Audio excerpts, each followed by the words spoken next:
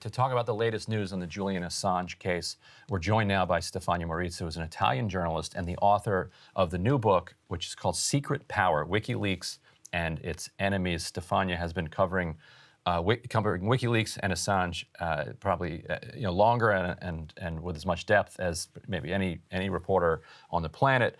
And we're glad to have her here, Stefania. Welcome to Breaking Points. Thanks so much for having me.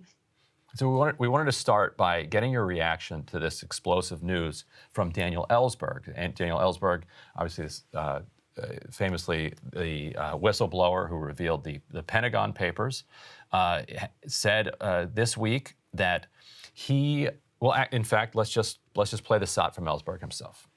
Let me tell you a secret.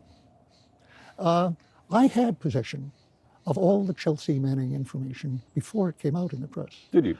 I never said that publicly. Julian Assange had conveyed to me as a backup in case his was, they caught him and they got everything. He could rely on me to find some way to get it out if I felt.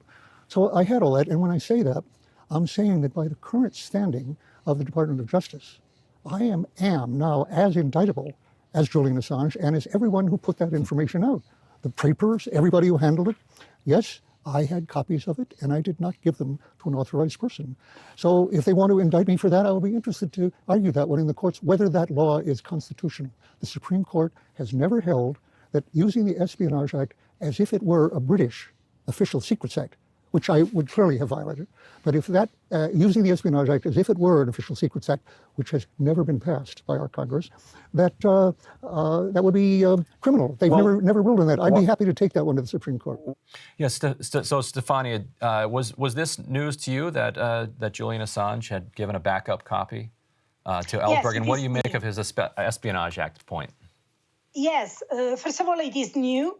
I remember that at the very, very beginning, when Julian Assange started publishing the first bombshell, and I know because I was already there. I was basically my first time in which I work as a media partner with Wikileaks for my newspaper. I never worked for Wikileaks as a collaborator. I have always worked with Wikileaks as a media partner for my newspaper. So back in 2010, I contacted Daniel Ellsberg, and he told me how he was skeptical at the beginning when Julian Assange had contacted him, and he was thinking maybe they want to trap some whistleblowers. So he didn't trust this WikiLeaks idea, this WikiLeaks project. But later on, when Julian Assange started releasing the collateral murder, the Afghan war logs, of course, Daniel Ellsberg felt his kinship with this project, with the Chelsea Manning, Julian Assange, and the WikiLeaks journalists. I think Daniel Ellsberg is saying something really important. First of all, he says the Espionage Act should not be used as the Official Secret Act. We know that in the US there is no such a thing as the Official Secret Act, which allowed the UK authorities to go after reporters for publishing state secrets. We know that in the US the press enjoys such constitutional protection thanks to the First Amendment that the US authorities couldn't charge reporters for publishing state secrets. And indeed, state secrets get published on a regular basis. Basically, it's what national security journalists do on a regular basis. So what Daniel Ellsberg says is really important. The U.S. authorities, especially the Trump administration, which charged Julian Assange, are trying to use the Espionage Act to destroy the freedom of the press, the freedom of reporters to expose state criminalities at the highest level, like the one we have seen on collateral murder, or like the one we have seen on cables, on Afghan war logs, Iraq war logs, torture. And they had abusing the Espionage Act to do this. And in addition to this, Daniel Ellsberg makes an important point. If they charge Julian Assange as they have done, they should charge me as well. They should charge Daniel Ellsberg for receiving this document. They should charge us, the media partners. We have published the very same documents. They should charge John Young from Krypton, who published the cables even before Wikileaks. So this gives you an idea of how incoherent is this legal and judicial case against Julian Assange and Wikileaks. Yeah, I was actually just going to ask about your experiences in all of this, because last week, the editors and publishers of several major publications, The Times, The Guardian, Le Monde, Der Spiegel, and El País, published a letter saying even though they have concerns about some of the ways the information was made public by Julian Assange, it's a huge threat to press freedom. And there's some pictures that we can put up here, G4, some great images of you, Stefania, with Julian Assange that were taken over the course of your reporting. One of the reasons we have that lower image is probably of interest to some of the listeners and the viewers. Tell us, Stefania, how your interactions with Julian Assange are wrapped up in this, and your fears of maybe whether or not you could have ever pursued this course of reportage, this journalistic inquiry, if the crackdown, the full crackdown that a lot of the political establishment wants to bring upon Julian Assange ever happened. Yeah, thank you for this question, because I can bring my experience. I have been there from the very beginning, even before Collateral Murder, even before they became famous. So, I mean, even before the large majority of mainstream media were interested in WikiLeaks.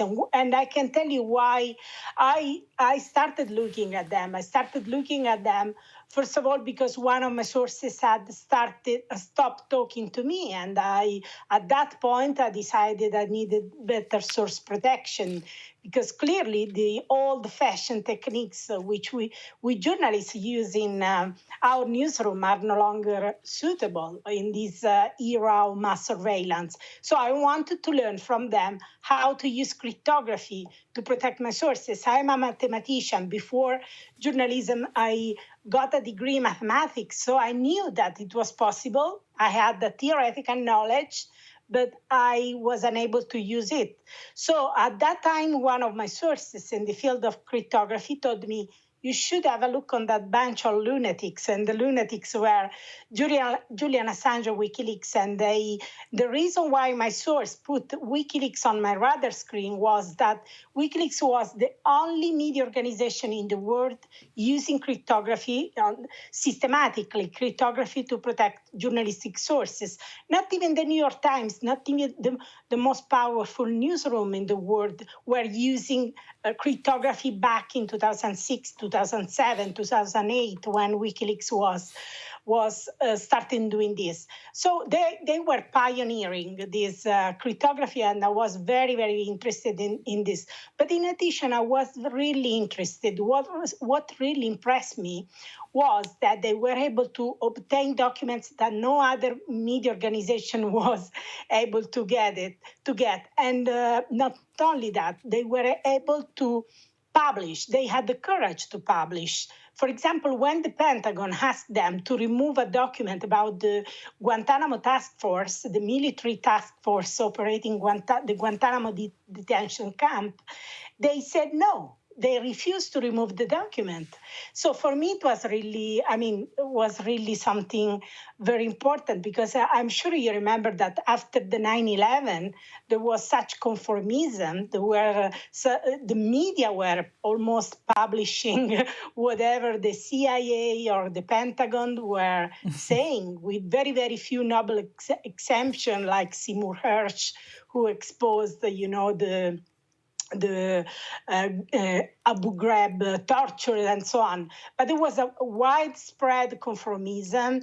And so for me, it was really important to see that there was a media organization able to get these documents, because clearly this cryptography appealed to a community who had important documents, and they disagree with the Bush administration. They disagree with this atrocity. They disagree with this brutal treatment, and they came out of the dark. because they trusted this security process, these security procedures provided by WikiLeaks, and Right, they and I wanna- were encouraged to provide documents because WikiLeaks published them. You know. And Stefania, I want to quickly get to a couple of the revelations in your book. One, you have a letter. If we could put up G3, this is so. Julian Assange, that you have a letter with him reaching out, to basically government sources saying, look, we'd like to cooperate. We want to. Our objective is to publish the maximum amount of information that's in the public interest, but we want to make sure we do this safely. And they respond to them, no. Just take. We're not discussing this with you. Just take. Don't publish anything and give the documents back. Then you also have records that show that the Guardian was able to speak directly with the U.S. government and work cooperatively with the U.S. government to say, hey, please redact this. Don't publish this. The Guardian not prosecuted. Assange prosecuted. Can you spell a little of that out?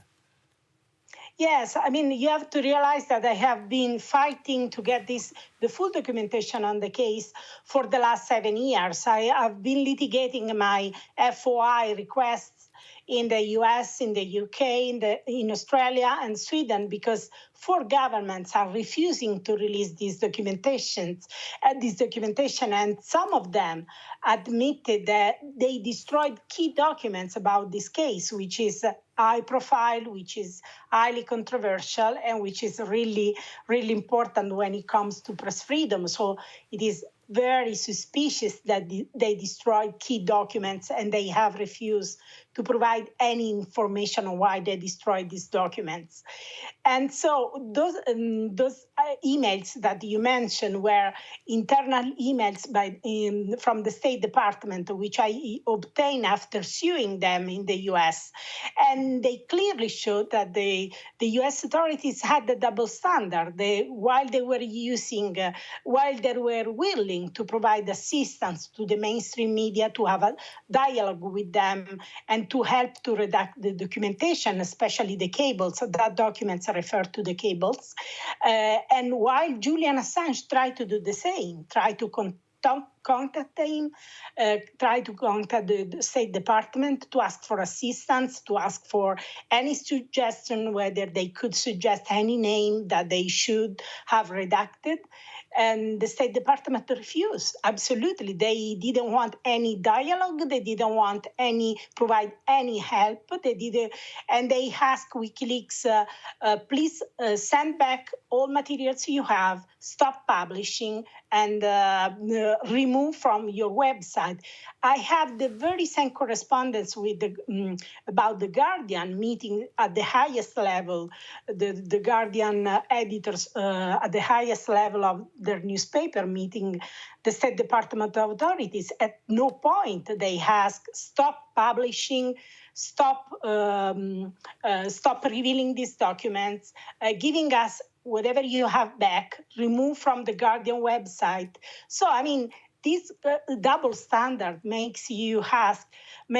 prompt you ask yourself why they behaved like this. Clearly, they wanted to prosecute WikiLeaks from the very beginning, or maybe they hope that someone would die as a consequence of these publications, so that they could blame Julian Assange and WikiLeaks of having blood on their hands. Maybe they wanted so. I mean, otherwise, why not to provide assistance? Otherwise, why not have such dialogue as they did with the New York Times, with the Guardian, with the other newspapers? Yeah, it's a good question, and I think your conclusion is disturbingly plausible.